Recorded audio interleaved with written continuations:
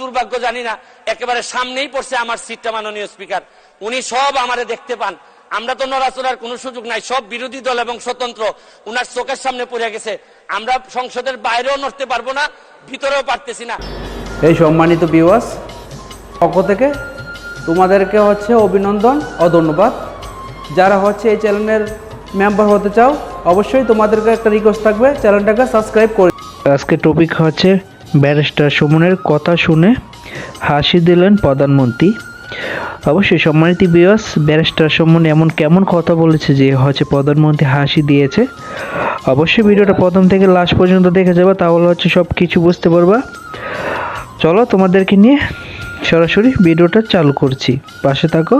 অবশ্যই প্রথম থেকে লাস্ট পর্যন্ত দেখে যাবো, তাহলে সব কিছু ঠিক মতন বুঝতে পারবা। সব আমারে দেখতে পান, আমরা তো নড়াচড়ার কোনো সুযোগ নাই, সব বিরোধী দল এবং স্বতন্ত্র উনার চোখের সামনে পড়ে গেছে। আমরা সংসদের বাইরেও নড়তে পারবো না, ভিতরেও পারতেছি না।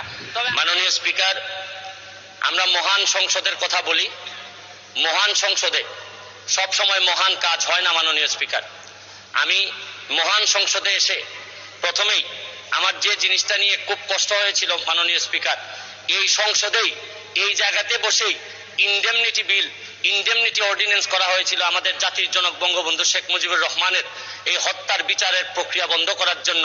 এই সংসদেই বসে, এই মহান সংসদে, মহান সংসদকে কলঙ্কিত করেছিলেন এইখানেই বসে সংসদ সদস্যবৃন্দ।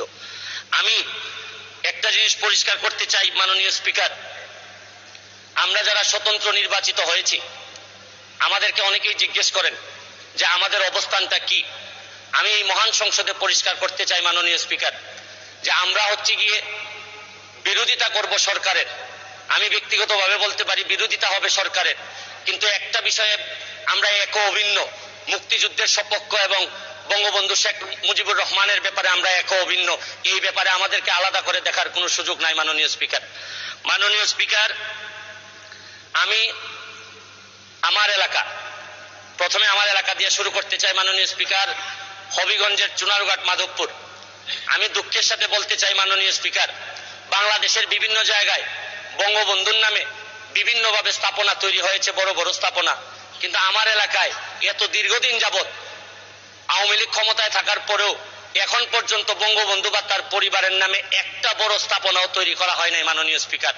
আমি নিজে অল্প অল্প কয়েকটি ব্রিজ নিজের টাকা দিয়ে জননেত্রী শেখ হাসিনা এবং বঙ্গবন্ধুর নামে কয়েকটি ব্রিজ তৈরি করেছি, এবং আমার এলাকার যারা কৃতি সন্তান ছিলেন তাদের নামে ব্রিজ তৈরি করেছি। আমাকে অনেকে বলেছেন যে আপনি টাকা পান কোথায়।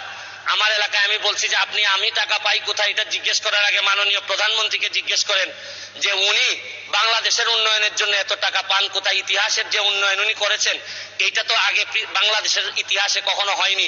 আমি একটা জিনিস বিশ্বাস করি, আপনার হৃদয়ে যদি দেশপ্রেম থাকে এবং আপনার রক্তের মধ্যে যদি বাংলাদেশের জন্য কিছু করার ইচ্ছা থাকে, তাহলে টাকা কোনো সমস্যা হয় না মাননীয় স্পিকার। এটা প্রমাণ করেছেন আমাদের জননেত্রী শেখ হাসিনা, এটা প্রমাণ করেছেন যে চাইলেই এই দেশকে বহুদূর নিয়ে যাওয়া সম্ভব মাননীয় স্পিকার। মাননীয় স্পিকার, মাননীয় প্রধানমন্ত্রীর সাথে যখন আমার দেখা হয়, উনি আমাকে বলেছিলেন, হেসে হেসে বলেছিলেন, তুমি তো ফেসবুকে মধ্য দিয়ে তুমি এমপি হয়ে গিয়েছো। আমি একটা জিনিস পরিষ্কার করতে চাই আজকে মাননীয় স্পিকার, যে আমি ফেসবুককে ব্যবহার করে হয়েছি, কিন্তু একটা জিনিস, বাংলাদেশটাকে যিনি ডিজিটাল বাংলাদেশে রূপান্তরিত করেছেন, আর এইটার প্রোডাক্ট হচ্ছে গিয়ে আপনার ফেসবুক। এই ডিজিটাল বাংলাদেশ এবং স্মার্ট বাংলাদেশ যিনি তৈরি করেছেন, এই বিবেচনা যদি আপনি করেন, কারণ ডিজিটাল বাংলাদেশ না করলে আমি ফেসবুকে 7 মিলিয়ন ফলোয়ার তৈরি করতে পারতাম না। তাহলে এই বিবেচনায় আপনি বলতেই পারেন যে আমি ফেসবুকের এমপি ঠিকই, কিন্তু আমাকে যিনি ফসল হিসাবে তুলেছেন, এটা জননেত্রী শেখ হাসিনা আমাকে ফসল হিসাবে তুলেছেন মাননীয় স্পিকার। মাননীয় স্পিকার, এই ফেসবুককে ব্যবহার করে আমি অসঙ্গতির কথা বলেছি। এই ফেসবুককে ব্যবহার করে আমি ফুটবলে নিয়ে মানুষকে মাঠে নিয়ে গেছি, এবং আমি মাদক মুক্ত সমাজ ব্যবস্থার কথা বলেছি। আমি একটা কথা বলতে চাই, আমি ধন্যবাদ জানাই সজীব ওয়াজেদ জয়, আমি ধন্যবাদ জানাই আমাদের জুনায়েদ আহমেদ পলক ভাইকে, যেভাবে এই কনসিস্টেন্টলি এই উন্নয়নটাকে ধরে নিয়ে যাচ্ছেন। আরে অনেকে আমি বক্তব্যতে শুনি বলেন যে আমরা ডিজিটাল বাংলাদেশ নির্মাণ করব। আমি তো বলি নির্মাণ হয়ে গেছে অনেক আগেই। এই ডিজিটাল বাংলাদেশের ফসল অলরেডি আমি এমপি হিসাবে এই মহান সংসদে অলরেডি চলে আসছি মাননীয় স্পিকার। মাননীয় স্পিকার, আমি আরেকটা জিনিস আপনাদেরকে বলতে চাই। অনেকেই বলেন যে স্বাধীনতার সপক্ষের সরকার, থাকলে কি হয় আর স্বাধীনতার বিপক্ষের সরকার থাকলে কি হয়। আমি একটা জিনিস জিজ্ঞেস করতে চাই, আপনাদেরকে বলতে চাই, স্বাধীনতার সপক্ষের শক্তি যখন ক্ষমতায় থাকে তখন কি হয়? হয় হচ্ছে কি এলিভেটেড এক্সপ্রেসওয়ে হয়, সারা পৃথিবীর সাথে যুদ্ধ করে পদ্মা সেতু বানানো যায়। আপনি দেখেন এই রূপপুর পারমাণবিক কেন্দ্র বানানো যায়, টানেল বানানো যায়, মেট্রো রেল বানানো যায়। আমি এয়ারপোর্টে এবং ধন্যবাদ জানাই মাননীয় প্রধানমন্ত্রীকে, ফুটবল খেলায় যখন ফরিদপুরে যেতাম, মাদারীপুরে যেতাম, আমার সারা দিন কেটে যেত। কিন্তু এই ব্রিজ হওয়ার পর আমাদের সিলেটের বেশিরভাগ মানুষ দক্ষিণবঙ্গে যাই নাই। মাননীয় স্পিকার, আর 2 মিনিট সময় দেন। মাননীয় স্পিকার, আমি এইটা এলিভেটেড এক্সপ্রেসওয়ে উঠলে এয়ারপোর্টে যাইতে আমার বিশ্বাস যে সবচেয়ে অপছন্দ যারা করে এই সরকারকে, তাও এলিভেটেড এক্সপ্রেসওয়ে মুখ লুকিয়ে লুকিয়ে কোন রকম চলে যায় এয়ারপোর্টে, মনে করে যে এই জিনিস হওয়ার পর তো আর অন্তত এই প্রতিবাদ বা সমালোচনা করা সাজে না এদের। আমি আরেকটা জিনিস বলি, মুক্তিযুদ্ধের বিপক্ষের সরকার থাকলে কি হয়? বোমাবাজি হয়, 21-এ গ্রেনেড হামলা হয়।